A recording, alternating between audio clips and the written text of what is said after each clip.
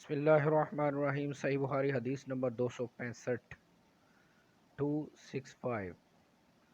حضرت ابن عباس رضی اللہ تعالی عنہما کہتے ہیں کہ میں حضرت میمونہ رضی اللہ تعالی عنہا سے روایت ہے، انہوں نے فرمایا میں نے رسول اللہ صلی اللہ علیہ وسلم کے لیے غسل کا پانی رکھا تو آپ نے اپنے دونوں ہاتھوں پر پانی ڈالا اور انہیں 2 یا 3 مرتبہ دھویا، پھر آپ نے اپنے دائیں ہاتھ سے بائیں ہاتھ پر پانی ڈالا، اپنی شرمگاہ کو دھویا، بعد میں آپ نے اپنا ہاتھ زمین پر رگڑا، پھر کلی کی اور ناک میں پانی چڑھایا، پھر آپ نے چہرہ مبارک اپنا چہرہ اور اپنے ہاتھوں کو دھویا، پھر اپنے سر کو 3 مرتبہ دھویا، بدن پر پانی بہایا، پھر آپ اپنی جگہ سے ہٹ گئے اور دونوں پاؤں دھوئے۔